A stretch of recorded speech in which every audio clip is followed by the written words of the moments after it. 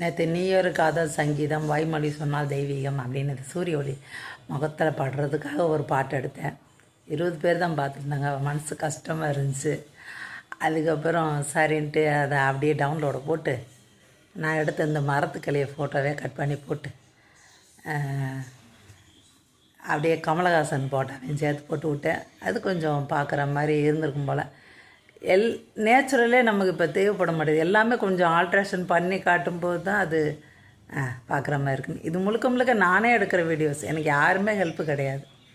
எல்லா வீடியோஸ் நீங்களே பார்த்தீங்கனாலே நான் கையில் கேமரா பிடிச்சிட்டு தான் எல்லா சாங்கு ரியாக்ஷன் எல்லாமே நான் தான் பண்ணிகிட்ருக்கேன்.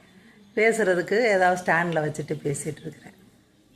அது நிறைய பேருக்கு புரிய மாட்டேது. இப்போ பெண்கள் வந்து அப்படியே குடுன்னு அங்கிட்டு ஓடுறாங்க, இங்கிட்டு ஓடுறாங்க, ஸ்லோ மோஷன் காட்டுறாங்க, நல்லா ட்ரெஸ் பண்ணியிருக்காங்க, எல்லாமே அது மெனக்கடுறாங்க நிறையா பண்ணி. அது வேறு. அவங்கக்கிட்ட ஒரு ஃபோனை கையில் கொடுத்து எங்கே ஒன்றையே ஒரு வீடியோ எடுன்னா எடுக்க முடியாது.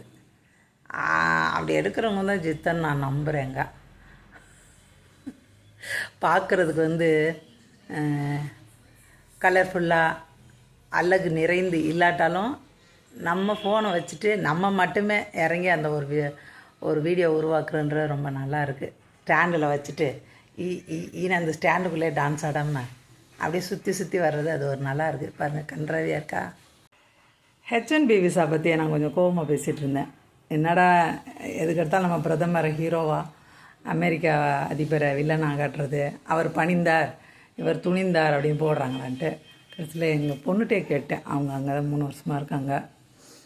அது கேட்டப்போ சொல்லிச்சு அவங்க வீட்டுக்காரர் H1B விசாலாம் தான் இருக்காங்க. இப்போ இந்த மாதிரி சட்டங்கள்னால அவர் இங்கே இந்தியா வர்றது இந்த மார்ச்சில் வரலான் இருந்தாங்களாம்.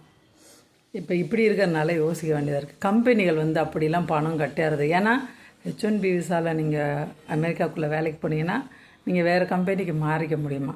அப்போது உங்களை நம்பி அவ்வளோ பெரிய தொகையை அந்த கம்பெனி கட்டி கூப்பிடுறது நடக்காத காரியம் இல்லை. அது ஒரு தயங்க தான் செய்வாங்க அப்படின்ற மாதிரி இருக்குது. அதனால் அவங்களுக்கு ஏற்கனவே அவங்க வச்சுருக்காங்க H1B விசா. அவங்க இந்தியா வந்துட்டு திரும்பி போகிறப்ப பணம் எதுவும் கட்ட வேண்டியதில்லைன்ற மாதிரி நடைமுறை இருந்துச்சுன்னா தான் இப்போ வருவாங்க. இல்லாட்டி இன்னும் டிலே ஆகும் அவங்க வர்றது. இப்போனா இதுக்கு என்ன அவ்வளோ நாள் இருக்கு. இப்போ என்ன 9ஆம் மாதம் தான் ஆகுது. இதில் ஒரு 3 மாதம் கிடக்கு. அப்புறம் அங்கிட்டு ஒரு 3 மாதம் அப்படி வந்துடும். இதுக்கே 6 மாதம் இருக்குது. குழந்த பிறந்ததுக்கு பார்க்க போக முடியல. 400 நாள் காத்திருப்பு ஒரு விசாவுக்கு. நம்ம அங்கே போய் சும்மா கொஞ்ச நாள் தானே இருந்துட்டு வருவோம். அதுக்கே வந்து 400 நாள் வெயிட் பண்ணுறது இருந்துச்சு. அதனால் அப்ளை பண்ணவே இல்லை.